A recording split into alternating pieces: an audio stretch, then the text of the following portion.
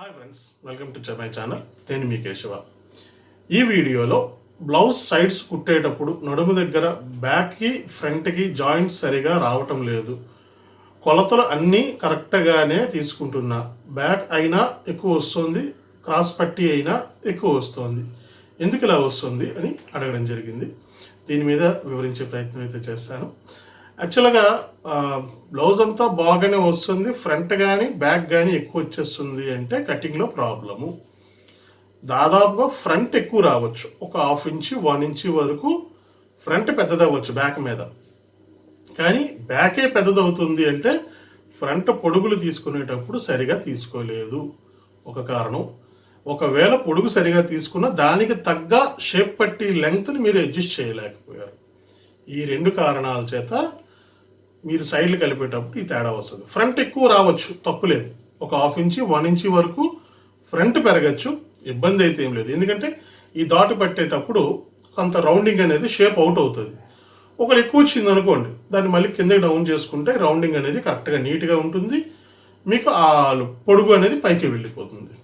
అదే బ్యాక్ ఎక్కువ వచ్చేస్తుంది అంటే కనుక ఫ్రంట్ పొడుగు మీరు సరిగా క్యాలిక్యులేట్ చేయలేదు. ఒకవేళ క్యాలిక్యులేట్ చేసినా దానికి తగ్గ షేప్ పట్టిని మీరు అరేంజ్ చేయలేకపోయారు. ఈ కారణం చేత మీకు సైడ్లు కానీ ఇవి కానీ ఎక్కువ వస్తాయి. ఒకవేళ అలాంటప్పుడు ఎలా క్యాలిక్యులేట్ చేసుకోవాలి అనే దానికి మన పాత వీడియోస్ చూడండి. ఫ్రంట్ పొడికి బ్యాక్ పొడికి కాంబినేషన్ చూసుకొని షేప్ పట్టి ఎంత అరేంజ్ చేసుకోవాలి అనేది నా పాత వీడియోస్లో ఉంటాయి. ఇక్కడ చిన్నది ఎగ్జాంపుల్ మీకు చెప్పే ప్రయత్నం అయితే చేస్తాను. ఫ్రంట్కి బ్యాక్కి నడుము ఇక్కడ మన డాట్ దగ్గర 1 ఇంచ్ 1.5 ఇంచు లేదా 1 ఇంచ్ డిఫరెన్స్ ఉందనుకోండి. షేప్ పట్టి ఎదర 3.5, మధ్యలో 2.5, సైడ్కి 3 ఇంచులు షేప్ పట్టి అనేది వేసి కుట్టేసుకోవచ్చు. అప్పుడు మీకు తేడాలు రావు. ఒకవేళ 1.5 కన్నా ఇంక ఎక్కువ వచ్చింది, 2 ఇంచులు డిఫరెన్స్ వచ్చింది. ఈ 2 ఇంచుల డిఫరెన్స్ వచ్చినప్పుడు ఈ 3.5, 2.5, 3 దీనికి ఇక్కడ ఎంత ఎక్కువ వచ్చింది? 1 ఇంచు 1.5 అయితే పర్వాలేదు అని చెప్పాను. అంటే 2 ఇంచులు వచ్చింది, 1/2 ఇంచు ఎక్స్ట్రా ఉంది. ఈ 1/2 ఇంచుని తీసుకొచ్చి ఈ 3 కొలతలకి కలిపేయండి.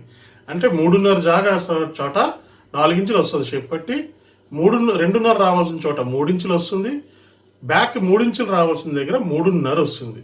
సో ఈ విధంగా సైజులు అనేవి మనం ఇంక్రీజ్ చేసుకుంటే షేప్ పెట్టి మీకు ఇంక్రీజ్ అవుతుంది. తగ్గిపోయిన లెంగ్త్ అనేది మీకు ఫ్రంట్ కూడా ఇంక్రీజ్ అవుతుంది.